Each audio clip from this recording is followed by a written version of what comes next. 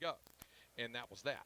Now, 2 holes later, I'm on a par four, long par four, and I hit a second shot that trickled down near the water. And I go down, and I've got a shot, and it's going to be third, trying to chip up onto the green.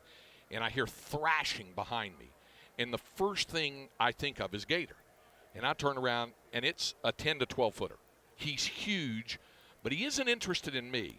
There was a one of those big box turtles, and it was about as big around as a laptop over there, and he crushed him like a walnut. Sorry. I mean, he was having breakfast, and he was devouring. I thought, okay, I'm going to let you guys finish up. Not so much for the turtle. And I went ahead. So that's the Gator story. That's all I have. All right. There. Well, I appreciate you sharing that. Absolutely. So now that is cleared, let me ask you about the summer and about how it's gone for the guys and their off-season work and getting ready for the coming season. I think it's gone really well. I feel like the year in general has gone well for the guys. And we touched on this. Getting ready for spring ball and coming out of spring. I thought winter conditioning went really well. I thought the implementation of some of the new players, the transfers, as well as the high school kids in the wintertime, and then going through spring ball. I thought spring ball was a success in that, we didn't have any major injuries coming out of it. Guys that were coming off of off-season surgeries kept getting healthier, and that trend has continued into the summer. What I've been talking to the team about, I just love their focus. I think that these guys now in year 3 really understand what we're about. I used to talk a lot about buying into our culture. I think more so now, these guys aren't just buying into the culture. They're elevating our culture. They're contributing to our culture, and that's how your culture continues to grow and get better. But I like our group. We're talented. We're tough. I think we got really good leadership. I love the staff continuity. So in the end, summer has gone really well because I think that these guys understand the expectation of each phase of our season. Summer's no different. It's tough. It's hard. The weather has not been kind, but that's what it's for. It's for us to get kind of hardened to get ready for the season. Speaking of staff continuity, Sark, knowing how important Coach Patterson was to you last year in that special assistant role, you've got 3 guys in those special assistant roles. Specifically, and kind of what were you looking for when you hired those 3? Specifically, a guy like Paul Christ, where you both come from the same frame of reference as Power 5 head coaches who've run your own programs, yet serve as the play caller and kind of delineating and distributing those duties. Yeah, I think anytime you try to bring people into your organization, you want to be specific in what their role is and how they can, A, help what we're trying to do, and B, what we can offer to them. I think Coach Christ, obviously, his experience of being a tremendous head coach in his time at Wisconsin and at Pitt, but his track record of kind of where he grew up in the profession. He worked for Mike Riley for a number of years. Mike Riley, that connection he had with Norv Turner way back in the day. Norv Turner hired me as a quarterback coach for the Oakland Raiders when I was 29 years old. So philosophically, I think there's a lot of things that make sense. Joe DeCamillis is coming to us from the National Football League after 31 years. And his experience and expertise, not only on special teams but in game management, I think will be helpful.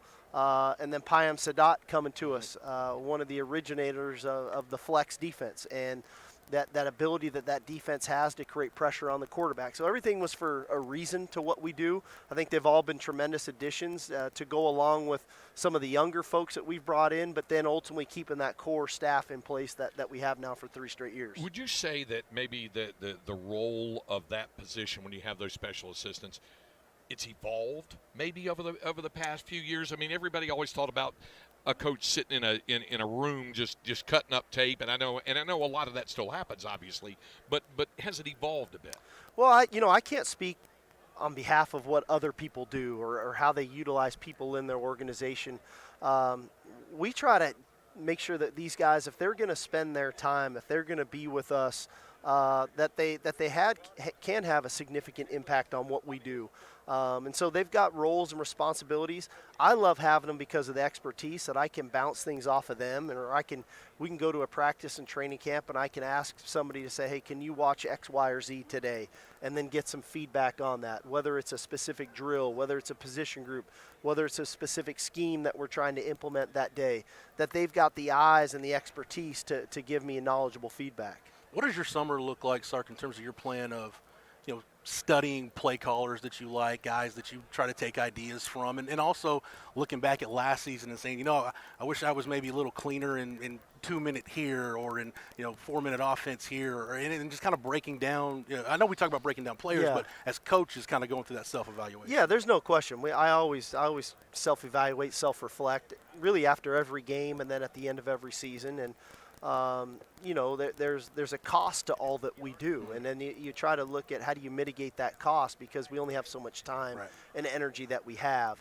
And then you try to go out and what is going on out there, and who has been some of the best either last season or for the last 2, 3, 4 years, and how can you continue to implement some of the things that you think fit you, and not lose what you're really good at, and what your core values are. So in the end, you always try to look at all that stuff, and you try to look at areas because it's not just about the plays, it's about the timing of when to call those plays and to have the personnel to run those plays.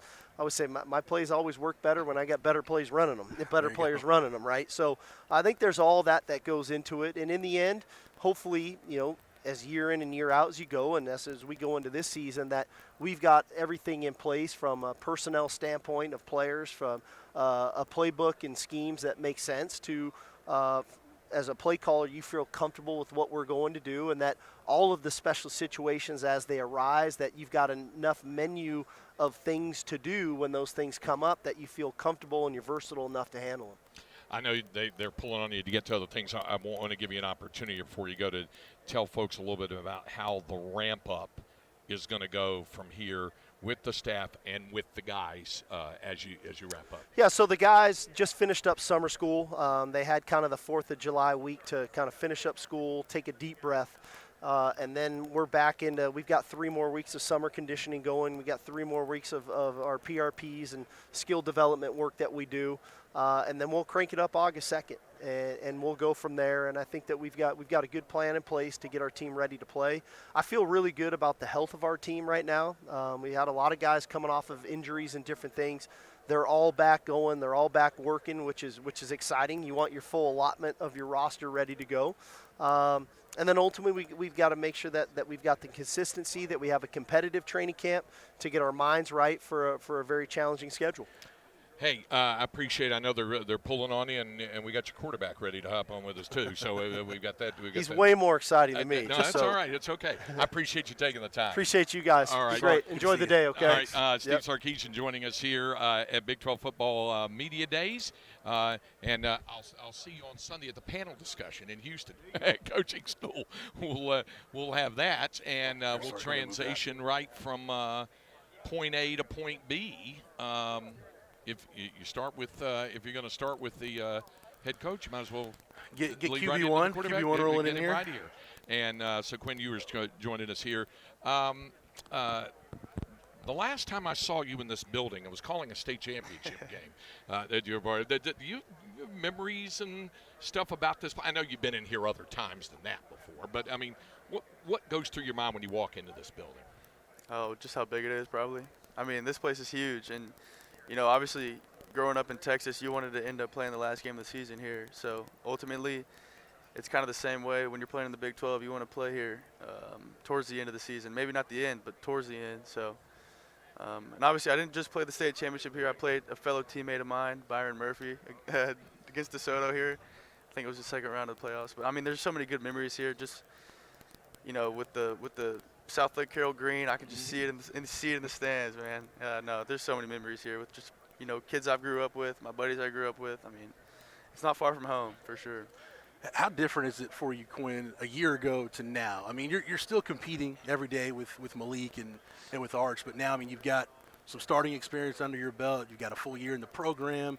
You're not having to meet teammates anymore. You're acquainted with everybody. Just your comfort level now compared to where you were a year ago. I mean, yeah, obviously it's going to grow whenever you've been in the system for a year and you've known guys that you've been around them for a whole year, and you've made great friendships. I mean, it just makes everything a whole lot easier. Definitely comfort level has gone way up for sure, even in the, weight room and out on the field when Coach Beckton's got us, running. So, I mean, it's just been a whole lot easier for me. So, yeah. Sark has talked about confidence in relation to that. How do you feel from a confidence standpoint? Is that something you feel growing? Is it just kind of second nature type stuff? Where are you at with confidence right now? Yeah, I mean, it's definitely growing for sure. I feel like I've had a great spring. I had a great spring ball and in winter and, summer workouts are going great. PRPs are going great. I mean, it's only growing. So I'm excited to see where I'm at after fall camp. And I couldn't be more excited for this year. I'm ready. Everybody likes to talk about the leaner, meaner Quinn, that kind of deal. I mean, how much work did it take for you to get comfortable, not only about your physical stat, but like Jeff said, with the confidence, with everything else, with the game, the familiarity? I mean, that's an evolved process over time, isn't it? No, 100%. Like you said, it took me pretty much all of winter to kind of get comfortable with where I was at, football and just physically wise. It took me a lot of work. Definitely had to eat a whole lot better than what I was eating What did you eat before that you don't eat now? I used to eat a whole bunch of Chick-fil-A. I don't eat a whole lot of Chick-fil-A anymore. So Chick-fil-A was my go-to. Was it? Yeah. It was hard to kind of step away from that, but it's been good. I feel so much better mentally and physically. So, yep. Quinn, as you look at this team, you've been with these guys all summer after spring ball, and we got a good look at you guys in the spring game. What excites you the most about this 2023 team? What excites me the most is something that's not even on the field, just the relationships we've built throughout this time. I mean, all these guys, we're all in the same boat and we're rowing together this year. We're not rowing against each other. Mm-hmm. So I'm excited to see what we do on the field and what we do off the field. As a team. I mean, I feel like all of us has grown so much closer this past season or this past year, and I couldn't be more excited to see what we're capable of. In that sense of everybody rolling together, every report that's come out talks about how you and Malik and Arch have really worked closely together and kind of gotten to know each other better. Is that an accurate way to describe it? Yeah, it's definitely accurate. But the whole QB room, I mean, I'm so blessed to be in such a good QB room. I mean, nobody's trying to, find ways around or throw somebody under the bus, and there's none of that. I mean, we're all in it together, and we have such good time. Those are like my best friends on the team. So, because I'm with those guys all the time, and, we get along so well. It's rare, honestly, for everyone to kind of be the same and act the same. Do you get along with that dude right there behind you there? Yeah, sometimes. No, I mean, we have a great relationship. Both of us have kind of grown up together in the system. He was here a year earlier than me, but, I feel like we've kind of seen each other grow, which ultimately just makes us, want to grow together. All right, Quinn, here's the big question everyone wants to know. Whose idea was it to take the picture of you guys showing off the abs in the locker room? And did you expect that thing to blow up the way it did? Honestly, I didn't expect it to blow up. I didn't even expect it to get posted. But, when Malik, showed us kind of what he did with the post, I was like, yeah, let him go ahead. It was funny. But, no, we made this idea, I mean, months ago. We were like, hey, we're all going to stay after. We're going to hit abs. We're going to hit arms. We're going to take a picture, June 30th before our July 4th week break. I mean, we set a goal and we wanted to hit the goal, and it kind of gave us, some motivation.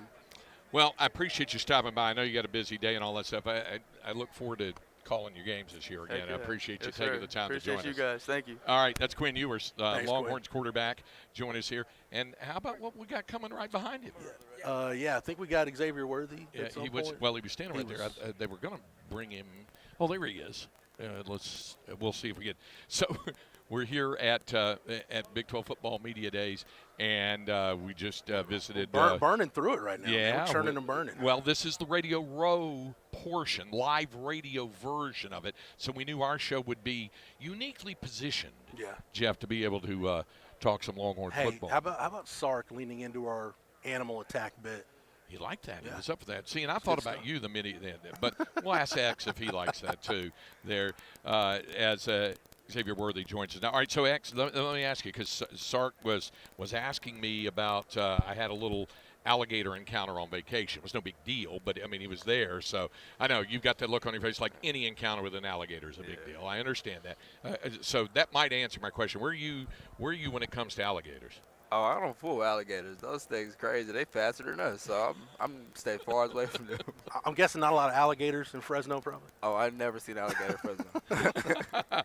um, to bring everybody up to speed on how you feel physically, mentally, the excitement of getting ready for this coming season. Right. I feel like this is the best my body's ever felt since I've been in college. So, really, I want to thank our coaching staff, our weight room staff. They've really been getting me right and taking care of me. So, Two-part question, X. How's the hand? And then just everything that went into last year for you. Once you got a chance to get through the bowl game and sit down and decompress and process, just how'd you process everything that you went through last year?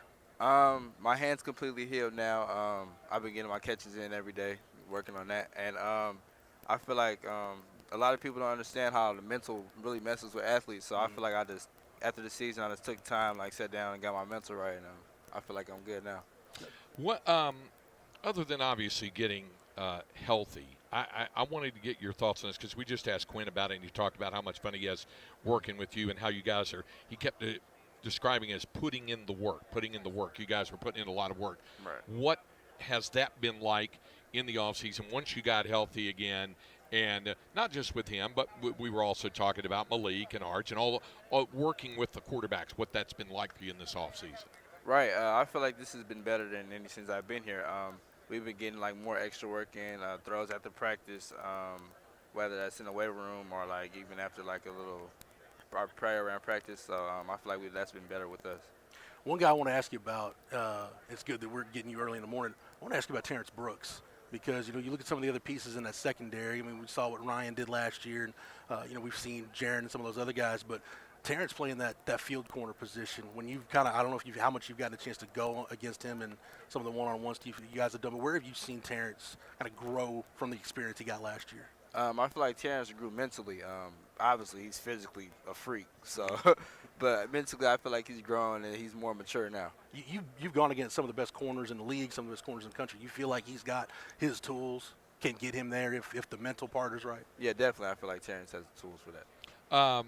If you were rating who the best interview out of your teammates here at Big 12 Media Day, Oh, that's easy. I start saying, other than you, Jay Witt, definitely. Really? Definitely, yeah. Yeah. It would, but, I call him my old man. You know what I'm saying? He's my uncle, so that's why I said like Jay Witt. the old head stuff, right? Yeah.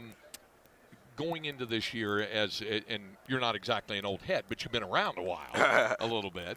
Do you feel like more of a leader? Yeah, I feel like Sark has me taking on more of that leadership role, and I feel like it's kind of good for me to encourage the young guys because we got a few young guys in our room, and I feel like helping them will just help me in the future because if I get out, they could come in and do the same thing I'm doing. Talk about that receiver room, X, because it's gone from, when you got here, there was some talent in there, but maybe not a lot of depth, and now we spent the whole offseason trying to figure out how you guys are all going to get enough balls thrown to you. What impresses you the most about just this group as a whole? Right, like I said, there's a lot of talent in there, young talent, old talent. The young guys like Ryan Nimblett, DeAndre Moore, Jonte Cook. I feel like they could come in and do the same thing we're doing right now. So I feel like that's what really changed in the receiver room. And how much of a difference can Isaiah make? Him getting back from the knee and being a part of that group, because I think we see AD and the young guys, but everybody forgets, hey, Isaiah was supposed to be a part of this last year, but we didn't see him because of the knee. Right, like I said, anybody like him, anybody could come in and do exactly what we're doing. So I feel like that's what really changed in the receiver room and the culture of the receiver room. Everybody's close to each other. What are you looking forward to more than anything else about this coming football season? Shoot, I really don't know. That's all I'm really looking forward to. Yeah, right just now. getting it going. Yeah, just getting it going. I hear you. How different is it, X? Because you guys are picked to be the preseason champion in this league. Media poll picks you guys number one.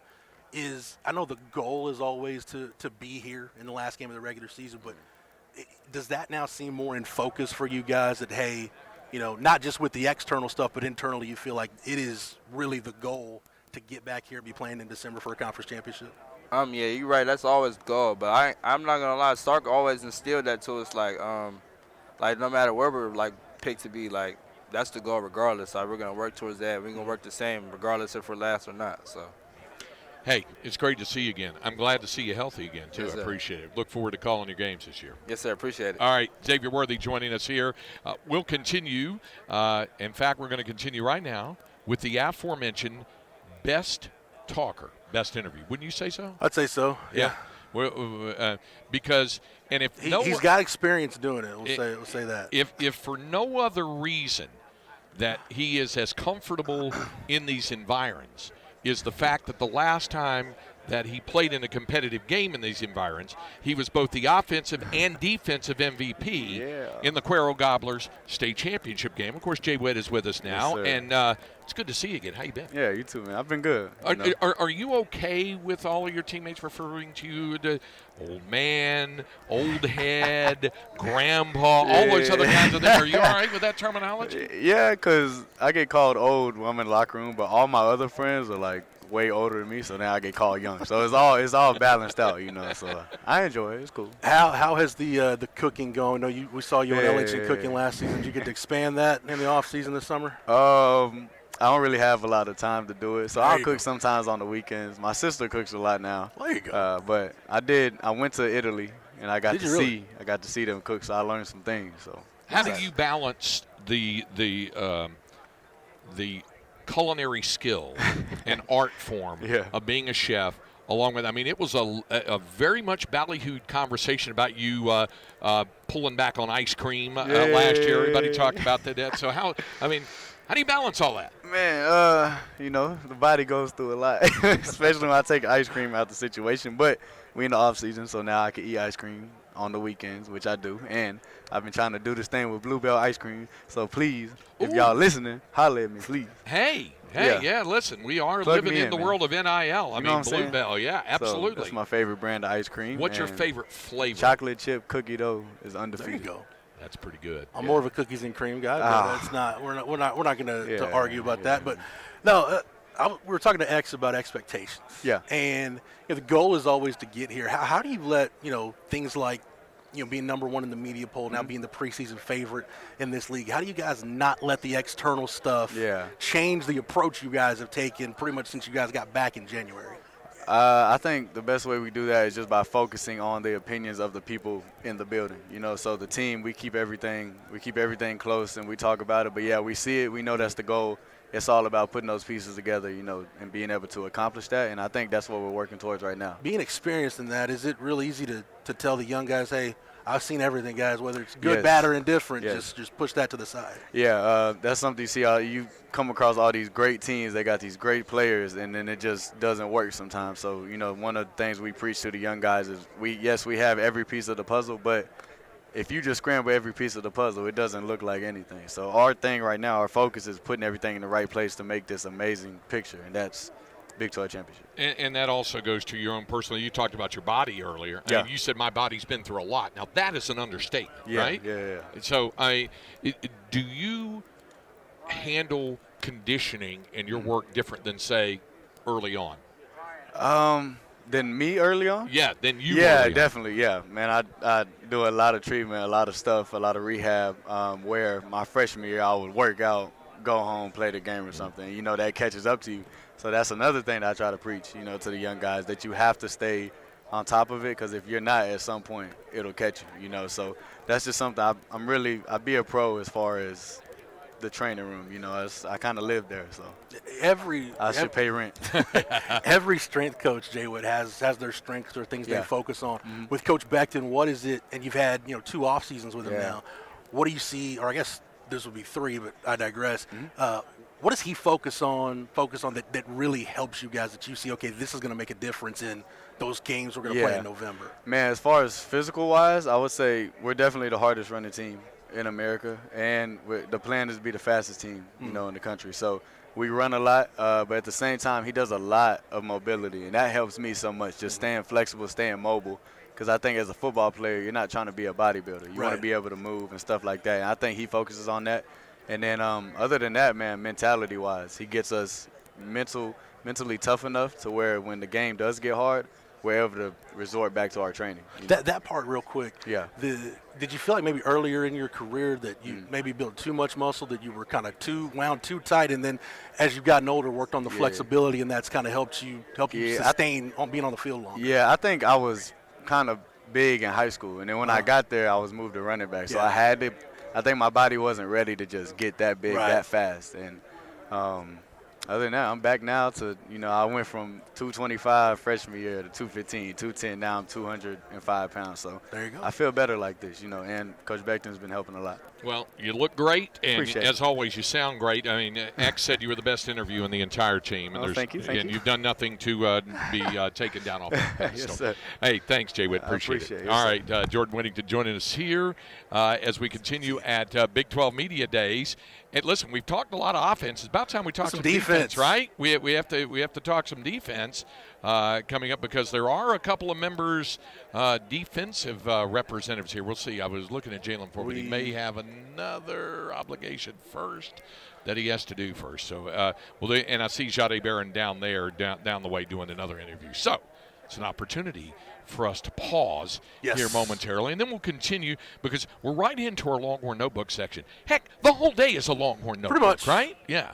So we'll continue here from Big 12 Media Days. We've visited, if you just joined us, we visited with Coach Sark right out of the gate to open the show, Steve Sarkisian, followed by the quarterback, Quinn Ewers, then Xavier Worthy, then Jordan Whittington. So we've done all of that, and we may have Jade Baron coming right to us. So we hold on before we want to break, because this is, like I said, there's a window where they do the live radio. Once that window passes, it is very difficult to make it work. He's got another obligation he's got to get to first. So we'll see about getting them back on when we continue live from Big 12 Football Media Days here in Arlington on Light the Tower on the Horn, 104.9, 101.9, AM 1260, live, local, and digital on the Horn app and at hornfm.com.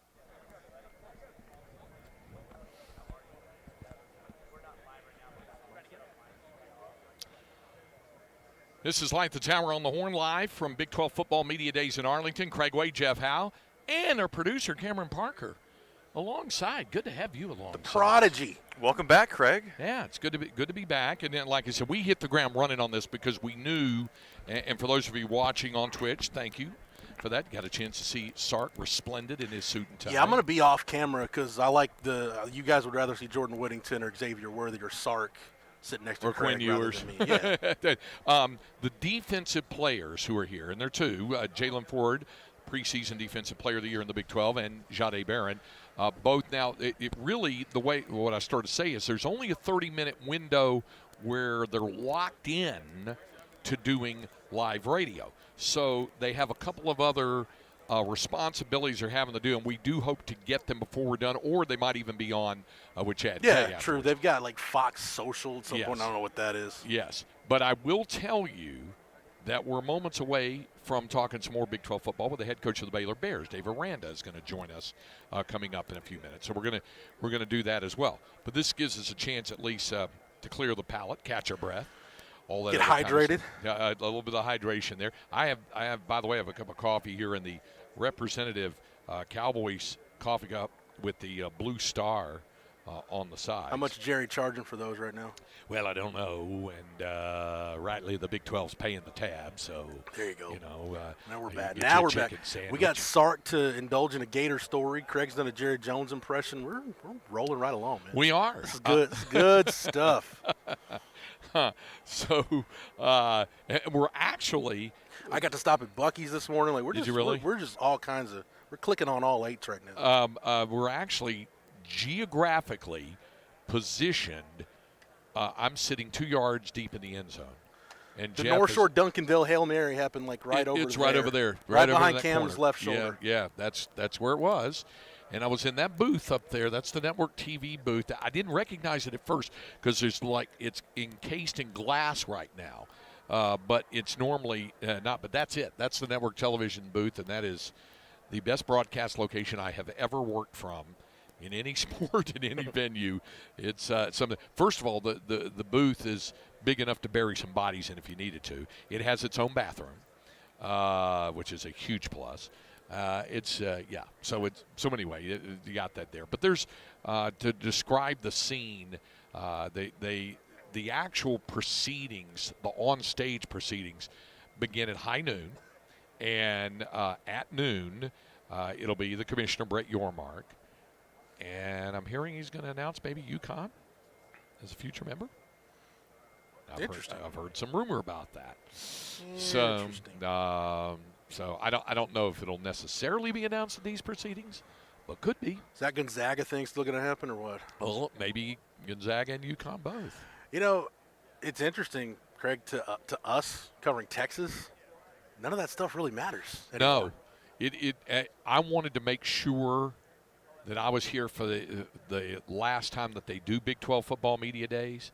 I wanted to make sure I was here for the last time that they do it. I missed last year. I had an excuse. I was getting married. I had a wedding, so I missed out on it last year. But I'd been to every other one except one. I think 97 or 98 was the only year that I hadn't. I think it's 97 was the only year that I hadn't been there. Y'all using Morse code to broadcast at that time, or the dual line Comrex? I think it was maybe? the magic of the dual line Comrex, in the immortal words of our good friend Mike Reiner, who toils in this community. The great Mike Reiner. Yeah. So, I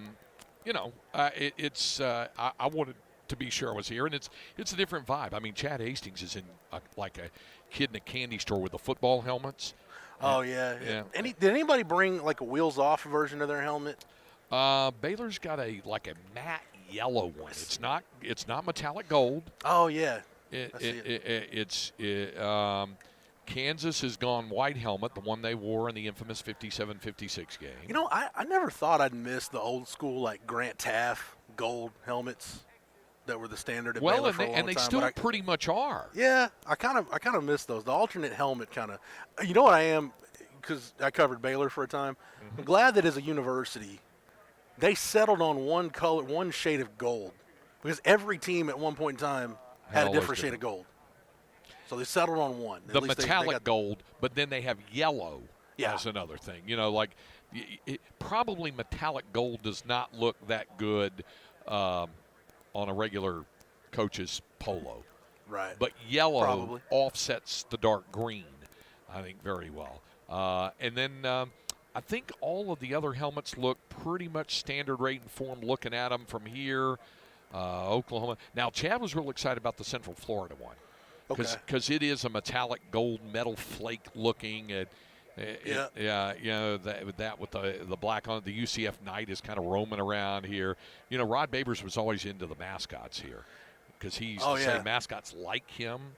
And they did. They kind of gravitated to it. Does the TCU mascot still look like a walking STD? Yeah. Okay. Yep. Good to know. Things haven't changed. Yep. And Rod used to get along with all the mascots. Pistol Pete creeps me out. I'm not going to lie. Of all the Big 12 mascots, Pistol Pete creeps me out the most. Well, he won't creep you out if you concentrate on the fact that he was a separated at birth image from Wendell Barnhouse, the longtime basketball beat writer from the Fort Worth Star-Telegram. Oh, Craig. No, Bill Schoening and I used to talk about that. Oh, man. We mentioned. Am I wrong? No, you're not wrong. Yeah, I'm you know, and Wendell worked for the Big 12 for a while too. When I guess he was in the. You got to warn me when something like that's coming. As they say in the newspaper industry, took the buyout. True. Whatever. He went and was working for the Big 12 for several years, and I used to tell him, you know, Wendell, if you're at Big 12 Media Days, don't stand too close to Pistol Pete. Everybody will think it's double vision. Let me tell you. He's like, stop it. You know. So. You know what? Real quick on that, but I think Coach Aranda might be making his way over here soon. But no, and I don't want to dampen the mood, but a couple of our colleagues, and we lost Tim Griffin a few years ago. Yes, we did. This is our first media days, first one I've been to without Chuck Carlton. Yes. Chuck passed away, so thinking about those guys and their families. Today. Absolutely, and I want to put this in as well. All of us are going to greatly miss our good friend Eric Kruger. Yes. We knew Eric for years when we were over at iHeart, and he was my producer for several years on the show that I did, the 2 to 4 show, and it was always fun. And he always had a great sense of humor and quick wit about things that happened, like with West Virginia, which is where his roots date back to.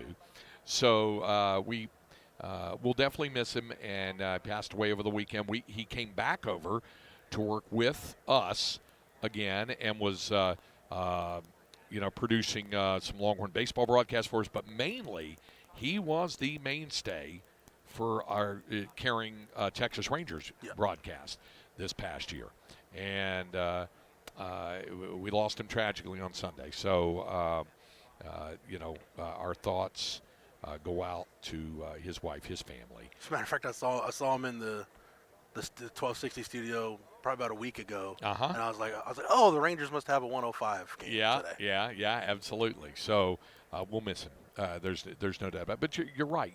With the passage of time, when you come to these events that you're used to going to every year, things are different. You know, and you see some faces you haven't seen in a while with Houston now in the league. Some Houston TV reporters and scribes that I haven't seen in a minute. So it's good. It's good.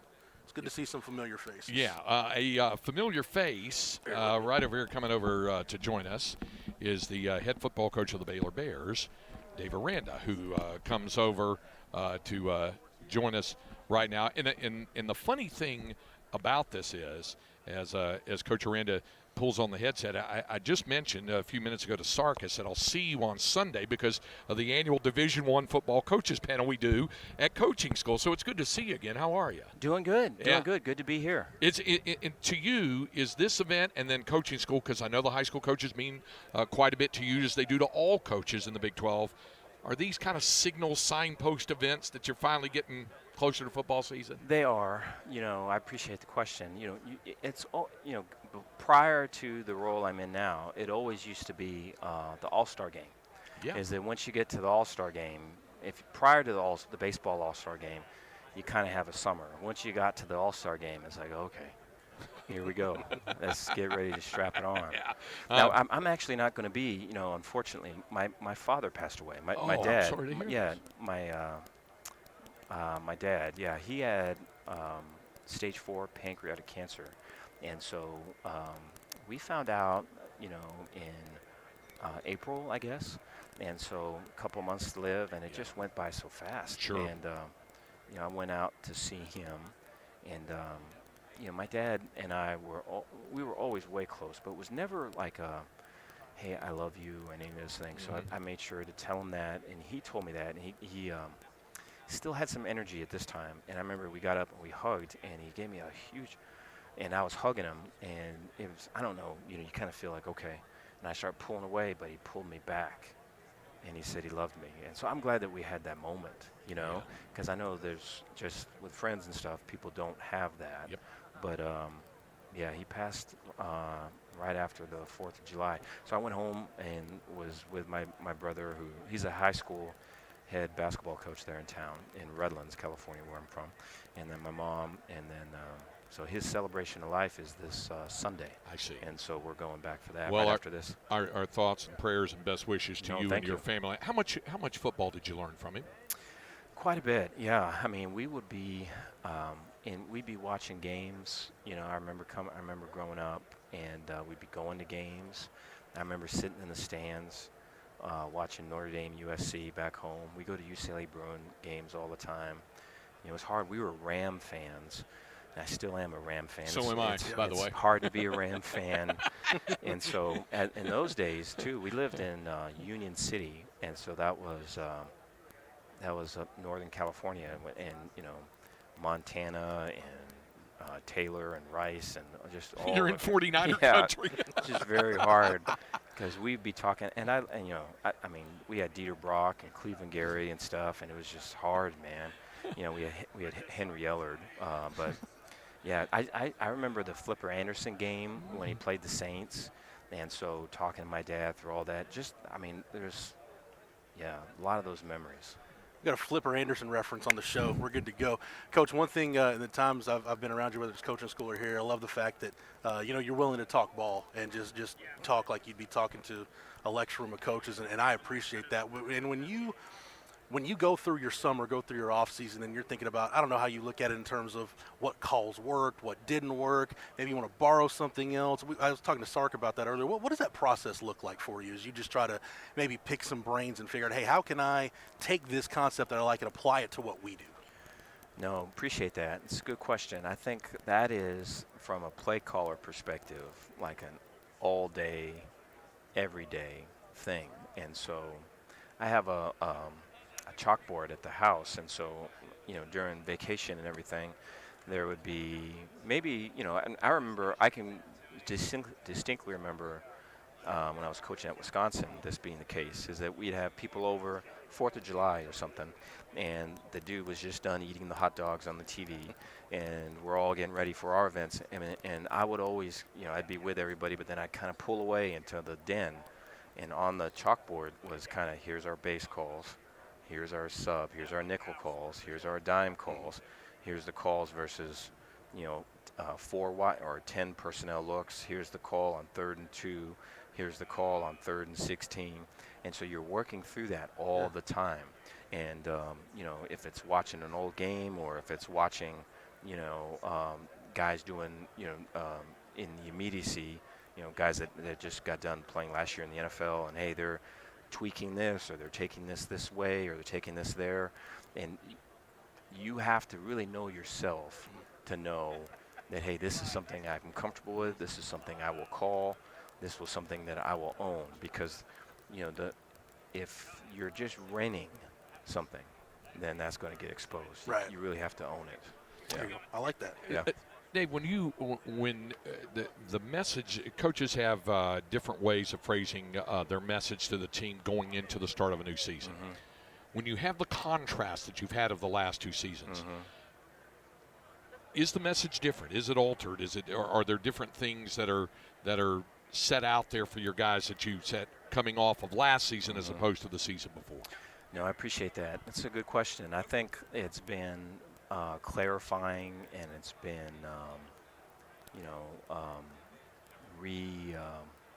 tasked with a relook at what person over player means. What does do simple better mean?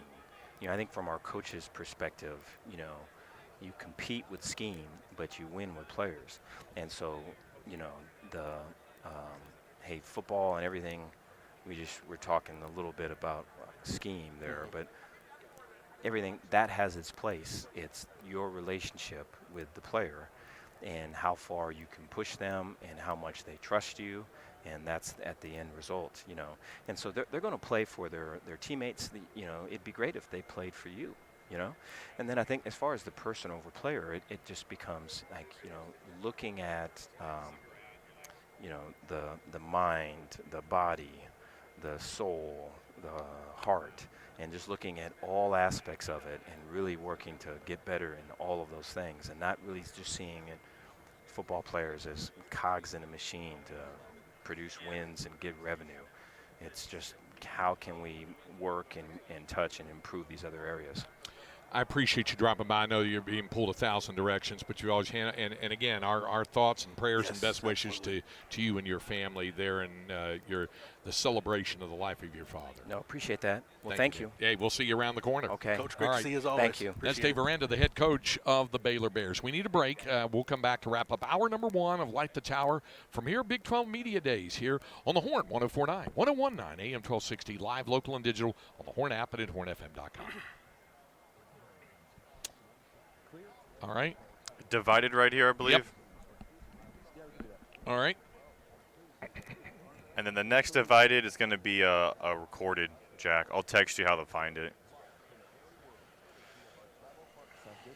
I'm ready for it.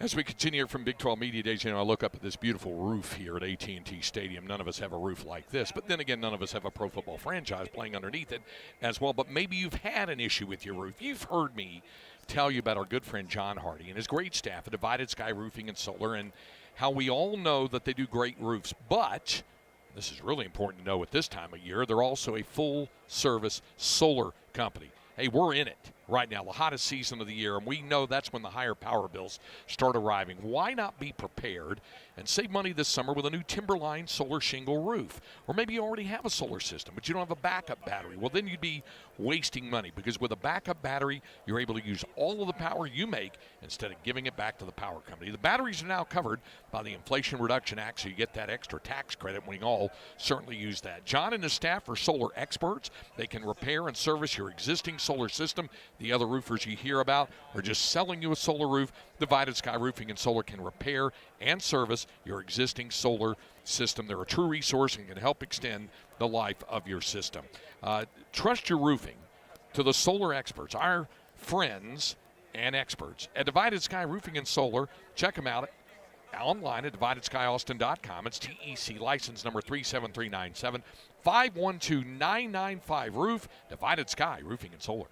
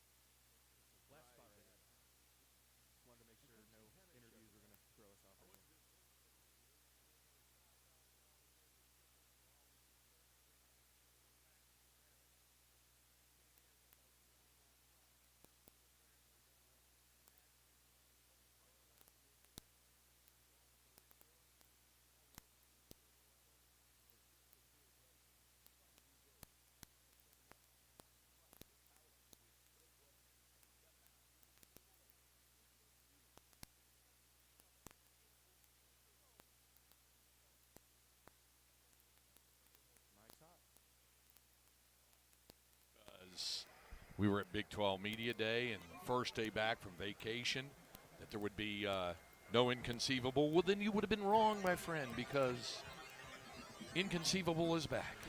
By the way, if you're looking at the Horn's Twitter account at the Horn ATX, and you see the picture where it says I'm in the picture with Cameron and Craig and Sark, I'm doing my best John Cena impression in that photo. Linda just texted me and said, "Why can I not see Jeff on that?" I'm John Cena. And I wanted to say, are you really wanting him to be? Nobody wants to see me. I think it's just maybe It's not true. Curious about my whereabouts.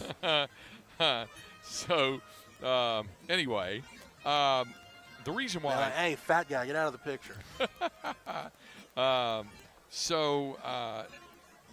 As I mentioned, there's something that we have to get to here on Big 12 Media Days, and that starts off with some fast food news for you. First of all, Burger King, and John in the Bay sent this, and I think also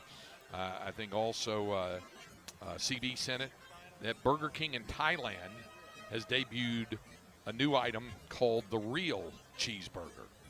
You know why they call it the Real Cheeseburger? There ain't no burger. It's cheese. Looks like anybody who's seen Freddy Got Fingered, remember when Tom Green put all that cheese on the cheese sandwich? Cameron, you look like you're going to throw up. That's a good reference. I'm ill after seeing that picture. We can't have a cheese sandwich without cheese. Meanwhile, Cam, McDonald's is phasing out 3 of its all-day items on the menu, but it probably won't bother you. It's just McCafe bakery. No items. McDouble? No, it's still there. The apple fritter, the blueberry muffin, and the cinnamon roll. Breaking news, McDonald's carried an apple fritter. And a blueberry and- muffin roll. Yeah. And back to Burger King, they've added a new take on food. Chicken Whopper? You know what? It's no. Don't It's a new don't take. play with my emotions like that. It's a new take on chicken nuggets. So they're doing a ketchup chicken nugget mashup.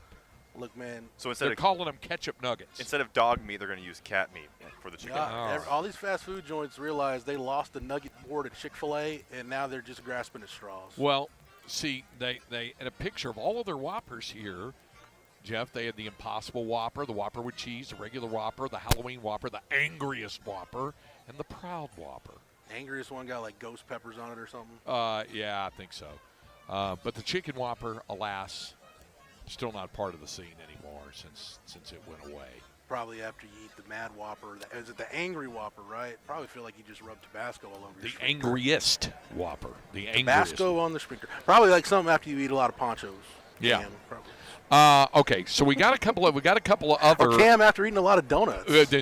Say hello to the play-by-play voice of the Dallas Yes. Mavericks, Chuck Cooperstein. The great There's Chuck out there. He's Cooperstein coming joining by. us Cooper's right here. walking by here. We got a couple other items here, and these are ones I know that you're always interested in. Whenever somebody jumps out of an airliner, opens up an emergency exit door, that kind of thing, right? It's happened again. This airline is called Sun Country. Now, I know them as a charter service. What's the name of that? Sun Country Airlines. Sun Country, okay. I know them as a charter service or as an airline where you can charter their planes. Women's basketball's done it before. Men's basketball's done it so before. this isn't like Spirit's bastard stepbrother.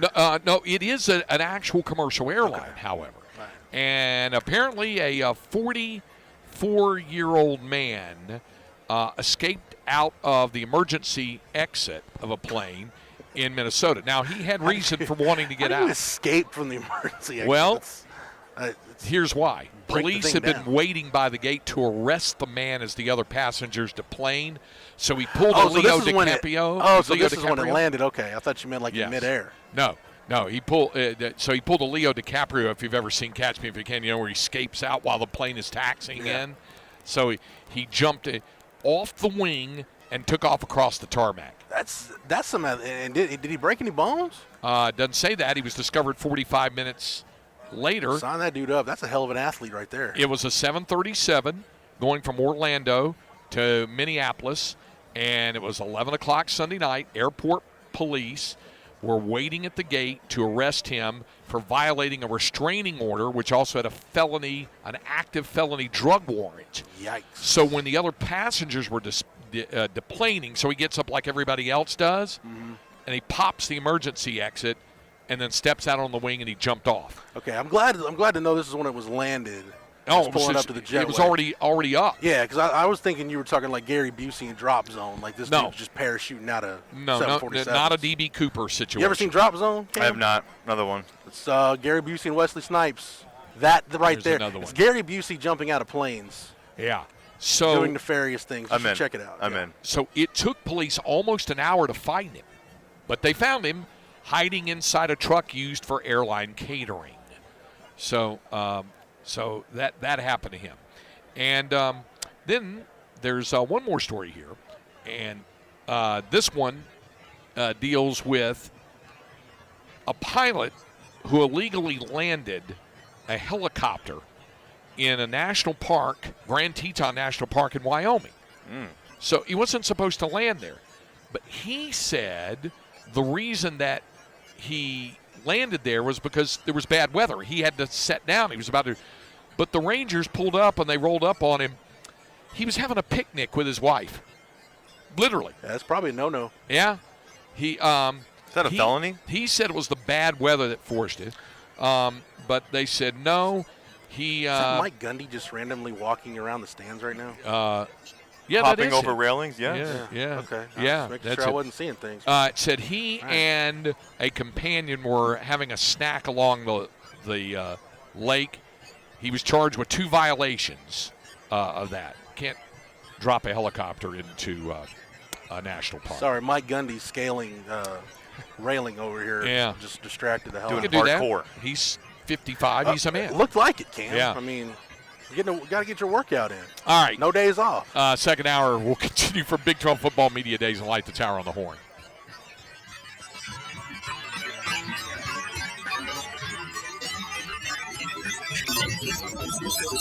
All right, now we're clear to keep.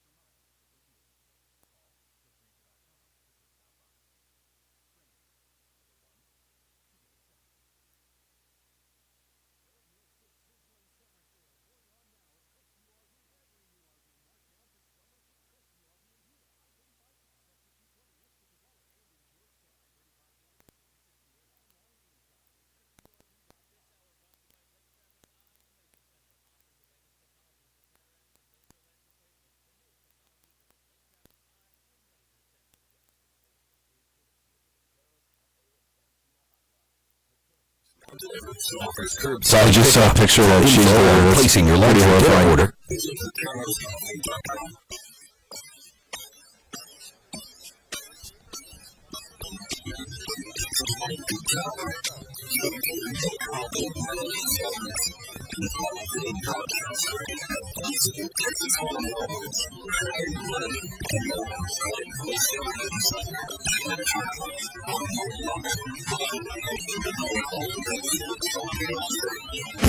Mike's up.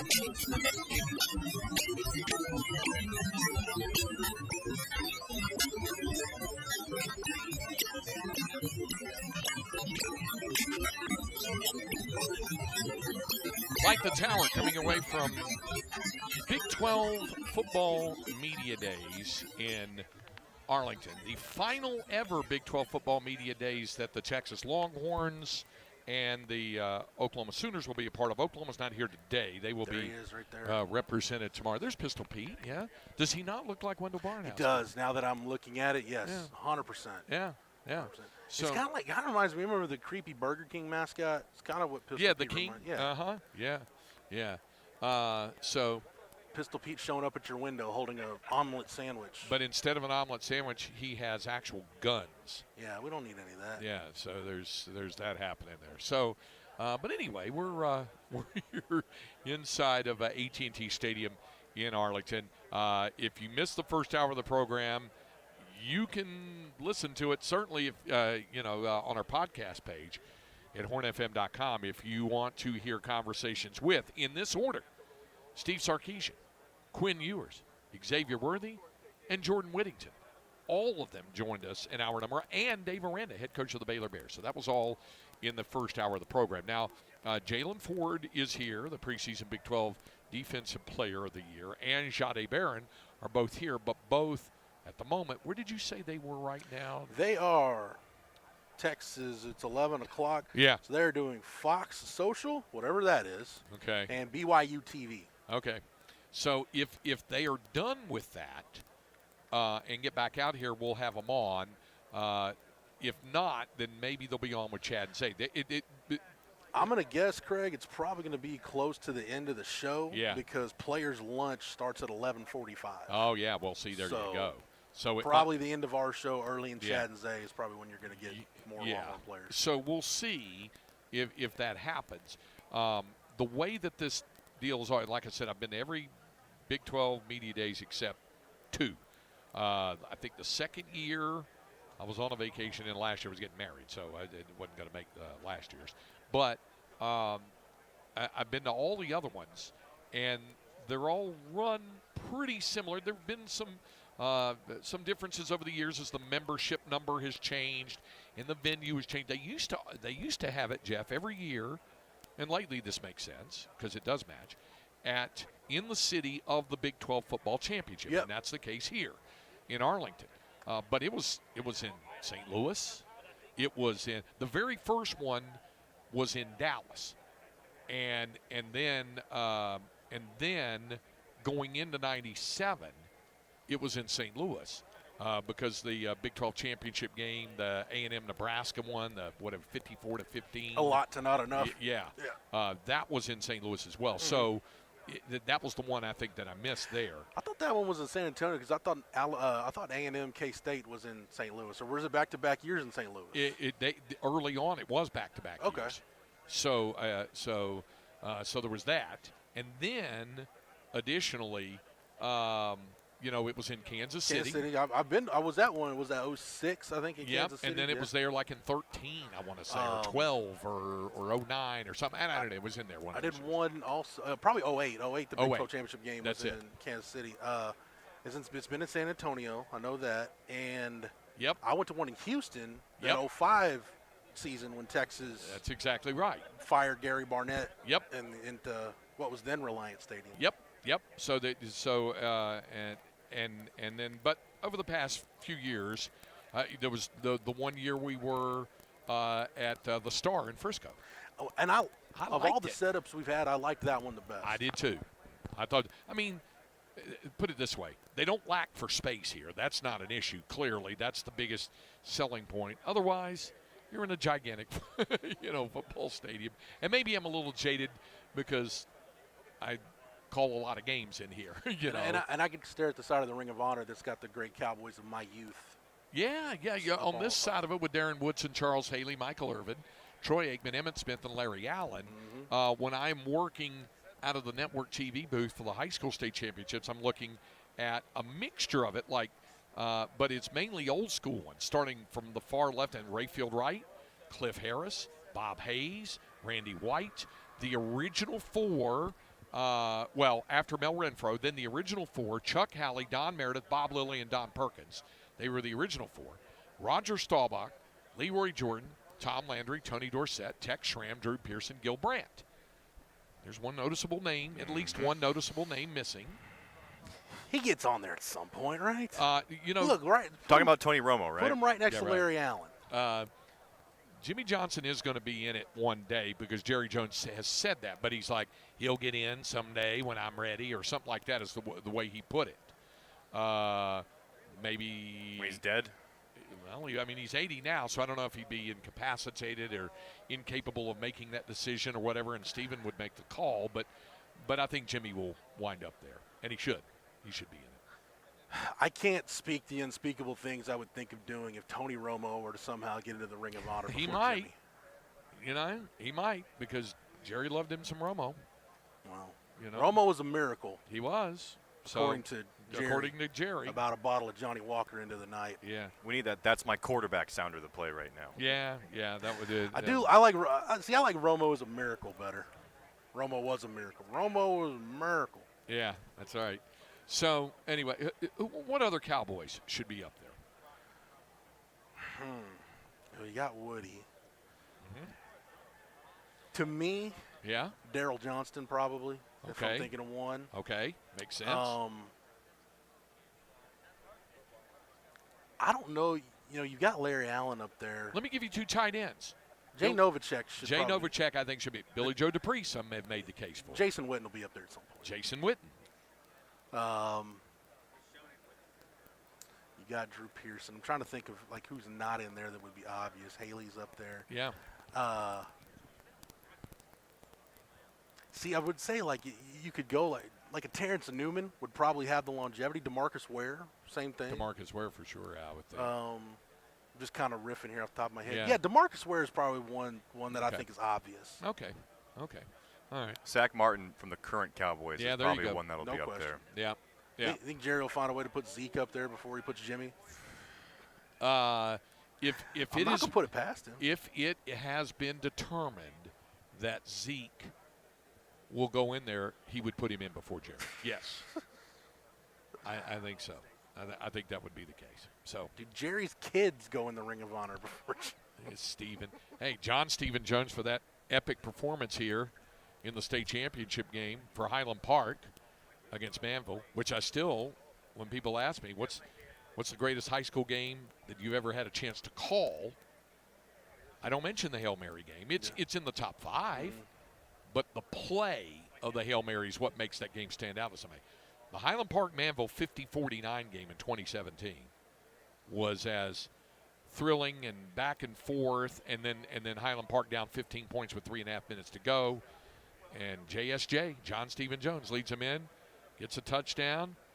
They recover the onside kick, come down. He gets Cade Sawstad right here in the corner of the end zone. It was right here where we're standing is where he hit Cade Sawstad for the touchdown, the go-ahead touchdown. Cade Sawstad, who would go on to Virginia as a lacrosse player.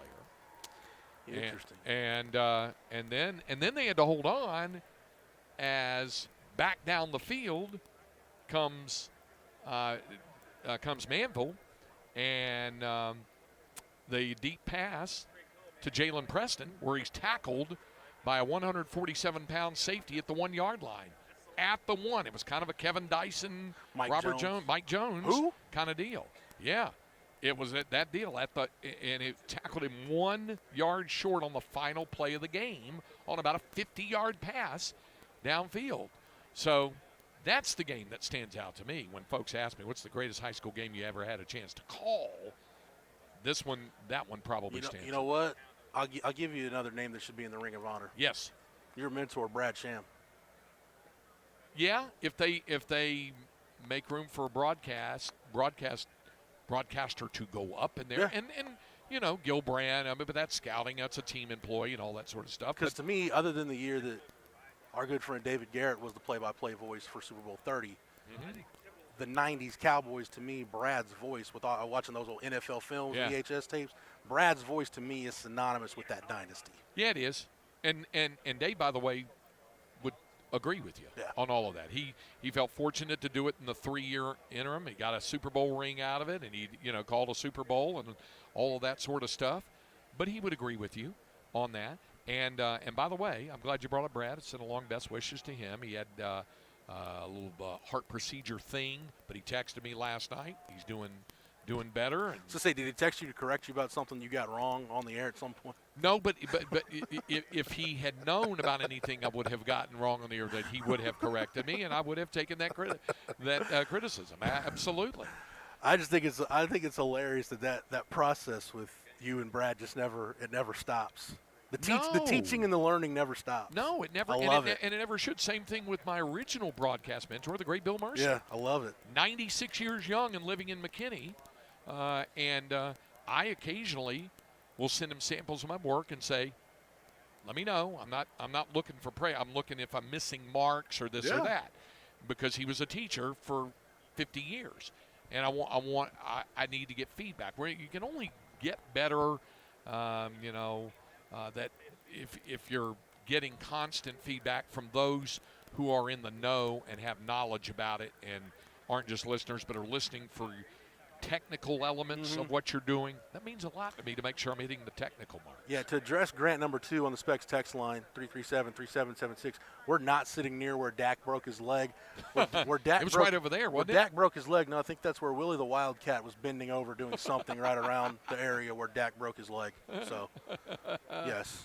Oh, that's a good point. I hadn't really thought about that. That's a good point. I try not to think about that. Yeah. Oh, here's a good one. Jerry Jones will put Quincy Carter in the Ring of Honor before Jimmy Johnson. So that's some food for thought, Cowboys. Who goes in the Ring of Honor before Jimmy? Quincy Carter, probably not. But no, I'll always say I had the pleasure of calling Quincy Carter's first ever preseason game for television, working that Cowboys telecast. I'm sorry. Subbing in as the play-by-play on the Silver Star Network telecast. Is that when Jerry said he needed to get Greg Way down in Austin? No, that had happened before. Okay. Good to see you again, Greg. And he got to see me three years later. This was in 2001, I guess. Yeah. I got a call from the Silver Star Network and asked if I could step in. At the time, our friend Dave Barnett, who had did ESPN and the Rangers and does North Texas now, he did the Cowboys preseason TV package. This was pre-Bill Jones and all that.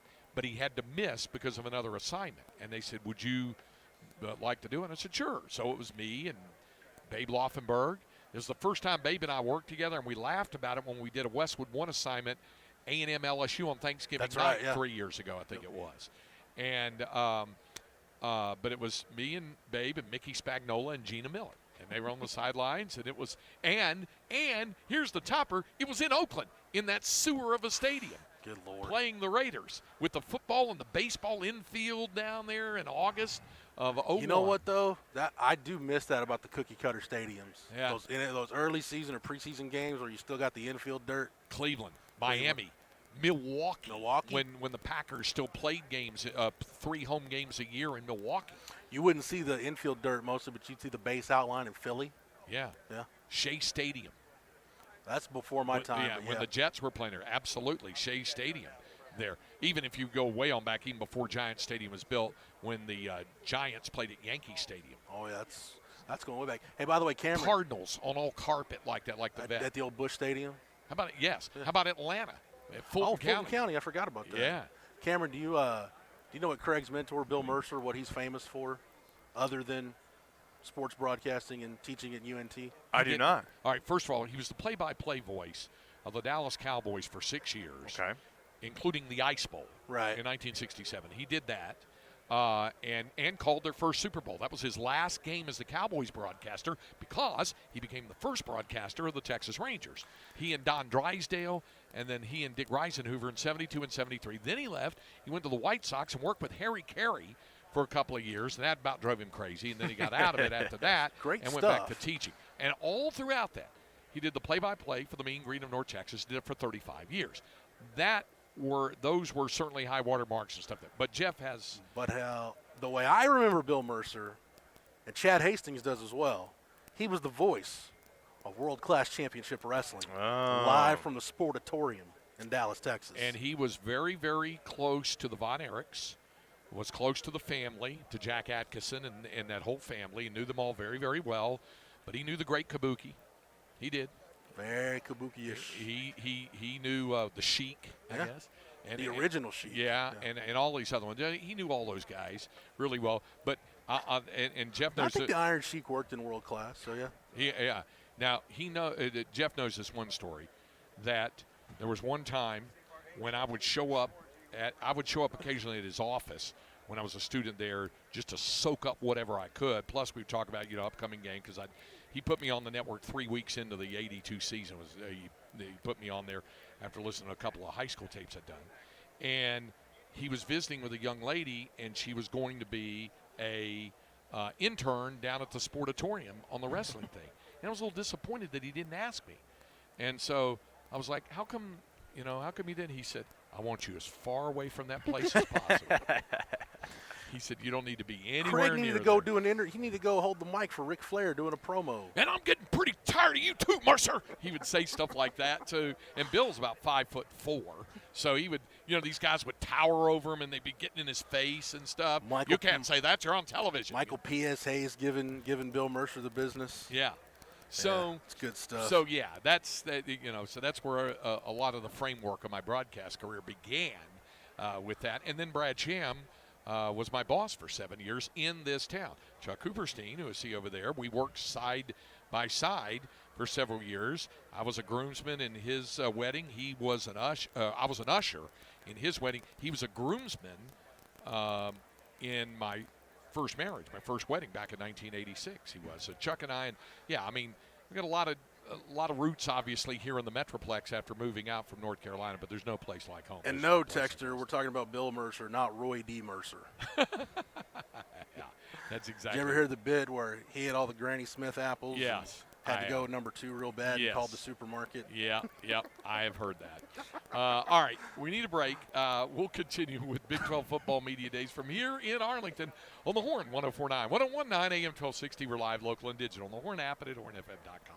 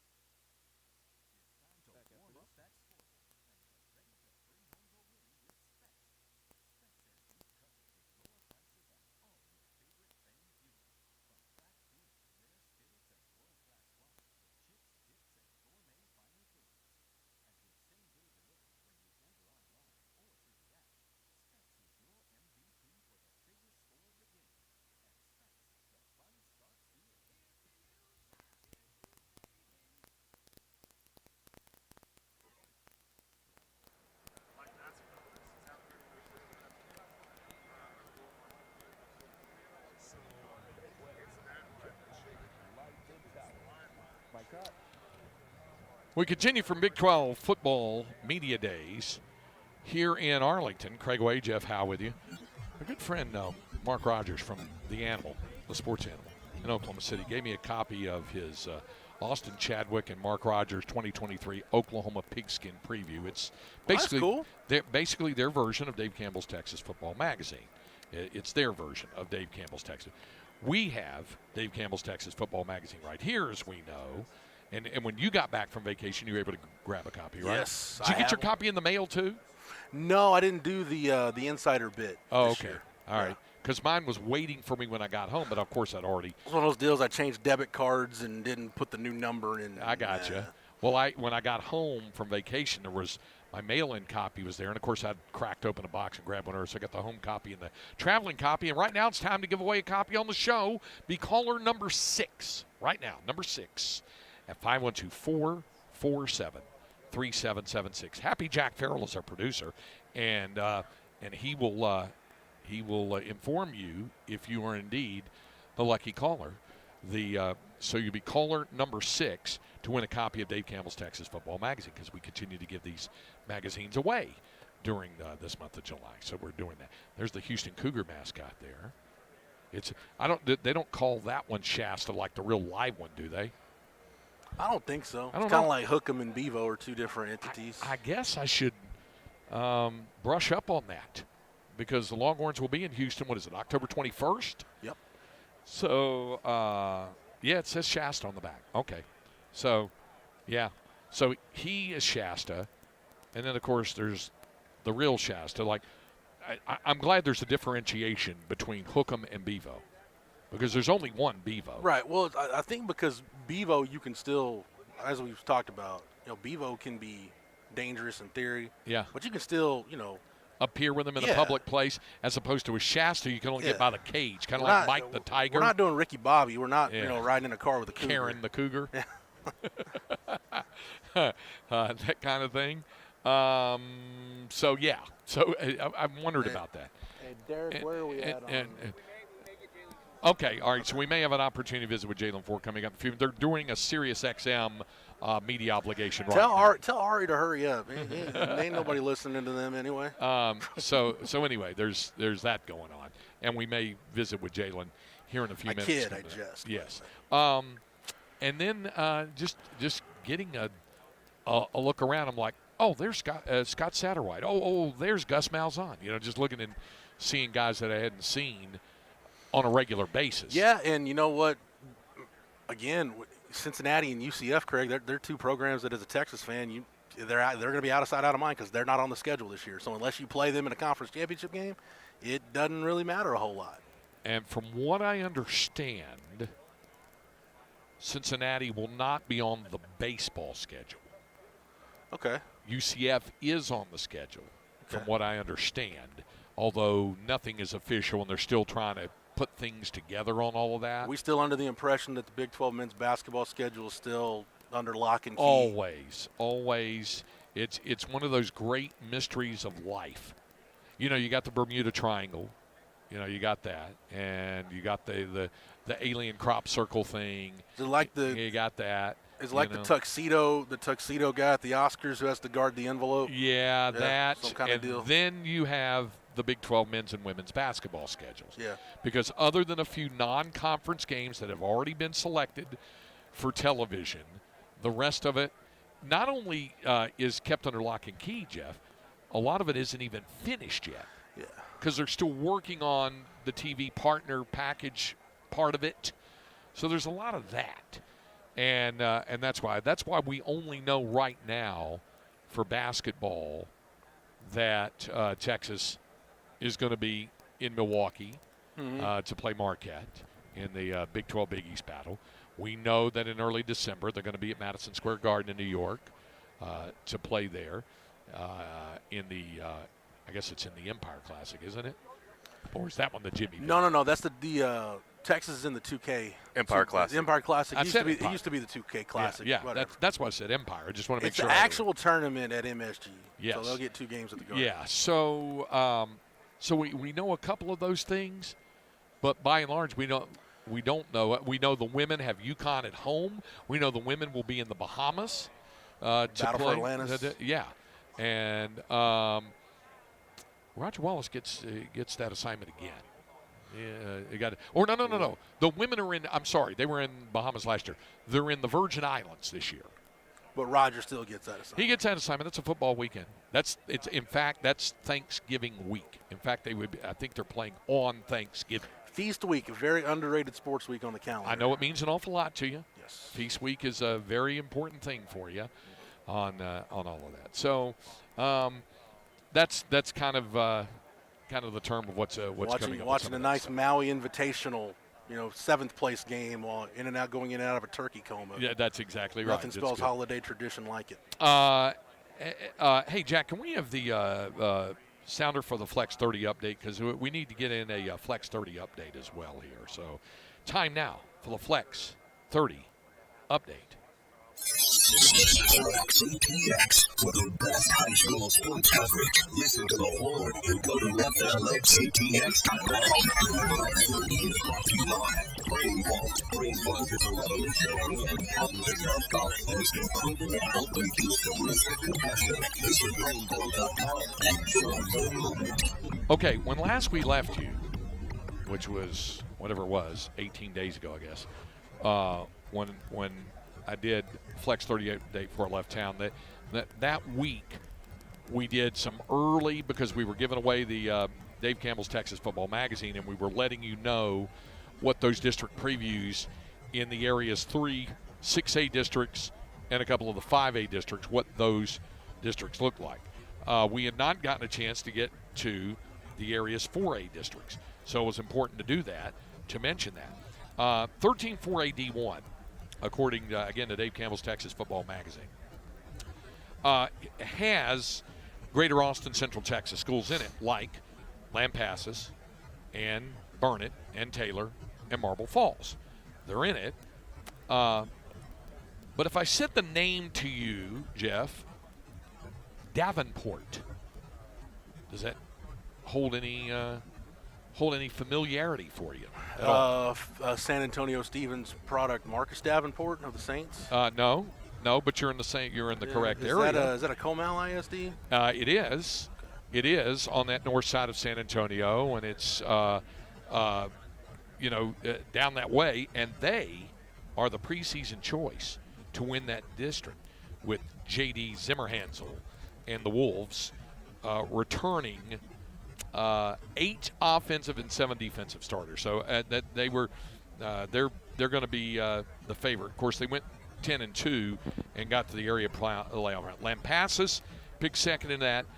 Burnett's picked 4, Taylor 5th, and Marble Falls is 6th. That is in 13 4A D1 is what that is in. Is what that is. 13 4A D1, and in the Division II area, because I know how many area fans we have of that. For example, in 12 4A D2, Smithville is picked 3rd. Cyril Adkins did a heck of a job there. They got to the second round of the playoffs last year. Giddings is picked 5th, and Caldwell is picked 6th. LaGrange is picked 2nd. Cuero is picked to win that district. And then in 13 4A D2, your Wimberley Texans, yes, are your preseason choice there over Geronimo Navarro. Lago Vista is 3rd. Austin Achieve, the Achieve Polar Bears are picked 6th. New Tech, which went 4 and 6 last year, is 5th. Number 4, Jeff Howe, the Gerald Cougars. Does that put them in the playoffs or no? Yep. And remember last year, they went to the Sweet 16. All right. I'll pull for whoever's in that 5th and 6th spot. Coach Murr's ball club returning 5 offensive, 3 defensive starters, including Nico Rodriguez, his quarterback, and Mason Dotson. You got to watch. So Dotson had District Newcomer of the Year honors last year. Rodriguez moves to offense. He was all district in the secondary last year. So there you go. So there it is, the couple of the 4A districts with our Flex 30 update. All right, that'll take care of our Flex 30 update. And do we need to do a different Longhorn notebook other than what we're doing football? Yeah, Did you have a basketball? No, not hoops. We need to do a little baseball, though. I completely understand that. So let's rock in with our Longhorn Notebook. So just some post-draft follow-up. Eric Kennedy, Craig, signed a free agent deal with the Kansas City Royals. In addition to the 6 guys that were drafted, I think Cam and I kind of talked about it day one. Some of those guys that were going to go early, like a Dylan Campbell, a Lucas Gordon. We're expecting those guys to sign. Travis Sikora, same deal. The interest of Travis Staley, Zane Morehouse. Zane's already graduated, so you figure he would sign. Staley's one, Craig. You might have more info on that one, but I figure like Zane will probably sign for whatever his signing bonus is as a 14th round pick. Tanner Witt taken in the 18th round. Now it's in all likelihood he's coming back, but that's one where the Orioles, depending on what their bonus pool looks like, right. if they whatever they've got left over, they might just throw the Hail Mary and see if it lands. Yep. So you can never say never, but it's more likely than not Tanner Witt comes back. I do wonder with LBJ not getting drafted with as much leverage as he had, I would imagine, and I don't know anybody's number, I would imagine that asking price had to be pretty high for him just to not be drafted. I had a couple of different people hint to me that the number was north of $2 million. For LBJ? Yeah. I heard the same in regard to Tanner Witt. Yeah, and then, I don't know if that's true or not. Yeah, and so a big part of that for some folks who are saying, what's the deal, blah, blah, blah, why didn't he get drafted? There's that whole signability thing, and like you said, the family knew also it had the leverage of him being a redshirt sophomore. So he can come back, have a great year, and have and ask for a number at least of that if he has a great year next year. And Tanner's in the same boat too. Exactly. Yeah. Both being redshirt sophomores, and then can come back in their regular leverage situation. Mm-hmm. So even though his projection was thought to be pretty high, whatever it could be, I'm not surprised that it happened the way that it happened. So, Craig, and I think it's worth mentioning about Gordon and Campbell. I know people are, well, NIL, you can get money. Well, I think it's worth noting that last year, all but 2 of the players taken in the first 10 rounds of the draft signed.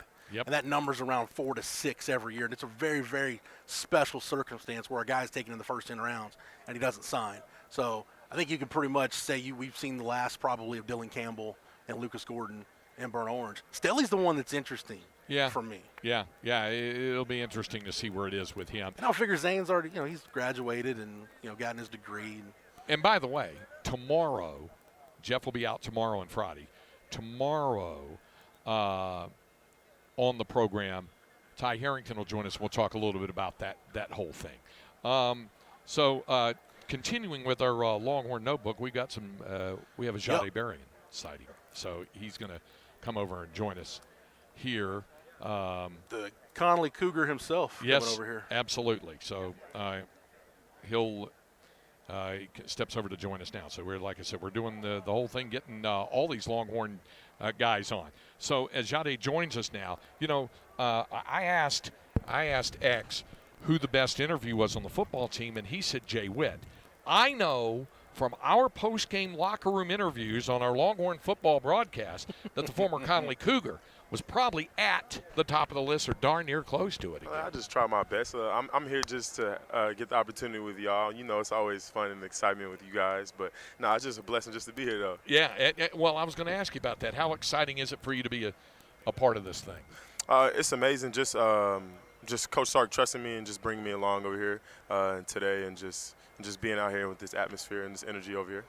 All right, so this is what I wanted to ask you today, so I'll go ahead and get it out of the way. I thought you were probably a second-team all-conference guy last year. People had you on the honorable mention. I figured you'd be preseason all-conference this year. Mm-hmm. You weren't. Do you feel like maybe the most underrated, underappreciated, slept-on DB in this league, considering what your body of work was last year? Well, like you said, you have an opinion on it. Everybody has their opinion about me. I've always been the guy underrated in a standpoint. So I always had a chip on my shoulder. But at the end of the day, I'm going to stand on business. And come September, I'm going to show the world, and I'll show everybody. So you're not particularly bothered by it then? I'm never bothered. Come September, I'll show the world. Yeah.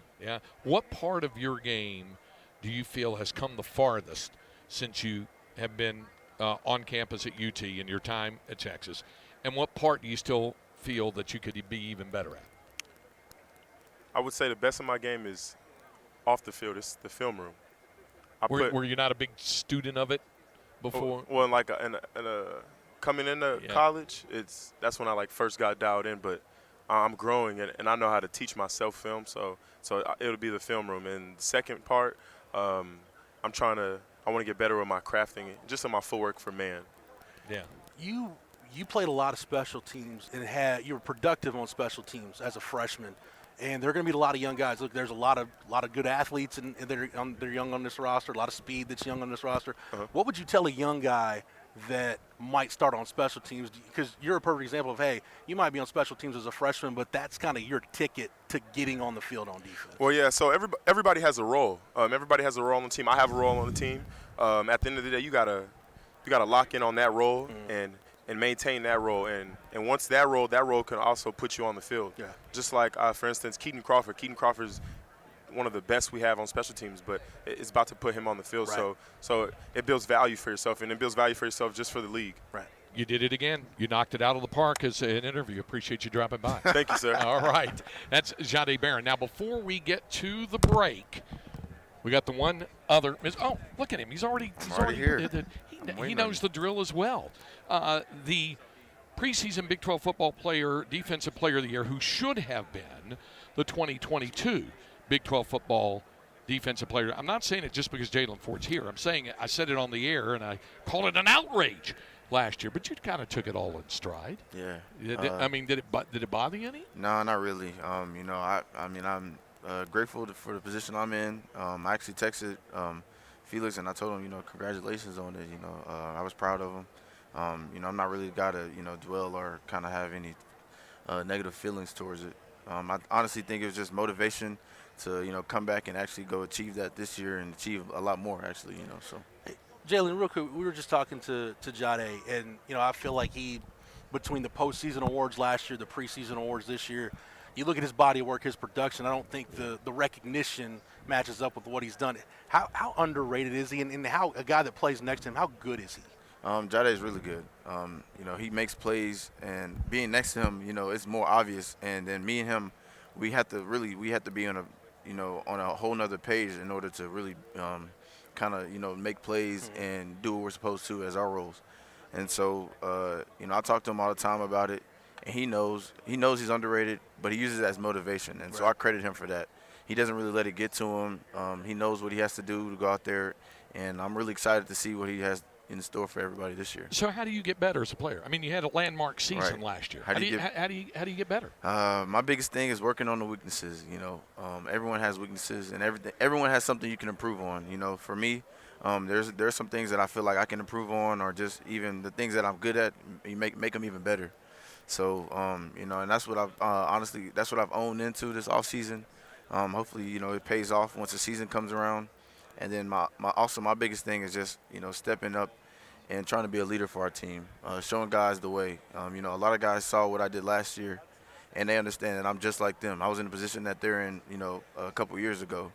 And so if they can, if they respect me enough and, understand that I put in the work and it kind of showed, then I can kind of lead them the same way, and, they'll follow my footsteps. So. It's great to see you again. I look forward to seeing you on the field again this fall. Thanks for coming by. Yeah, of course. Thank y'all. Jalen Ford, Defensive Player of the Year, preseason Big 12 Conference Defensive Player of the Year. We'll be back to wrap up today's edition of Light the Tower on the Horn.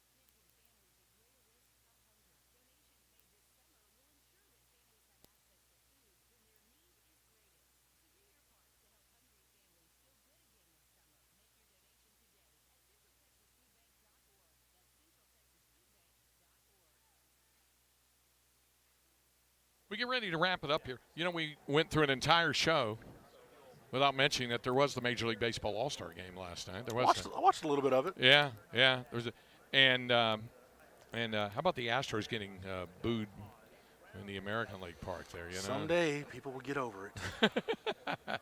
It'll be interesting to see. Speaking of interesting, wrapping up the baseball draft. Did you see who the Dodgers drafted in the 20th round? No. DJ Uyunglele. Oh, yeah. I saw that, yeah. Yeah. All right. Thanks to Cameron Parker and Derek Cohen. They did a fabulous job of helping round everybody up for us. They ran the complete car wash. Visited with all 5 Longhorn football players here and, of course, with Coach Sark. All of those interviews will be on our podcast page at hornfm.com. But stay tuned because Chad and Zay are coming up, and Lord knows they got lots of neat stuff planned here on day 1 of Big 12 Media Days. We'll be back in the studio tomorrow for our man on site, our producer here, Cameron Parker. For Happy Jack Farrell, our producer in the studio, and for my co-host, Jeff Howe, I'm Craig Way. Thanks for joining us. We'll visit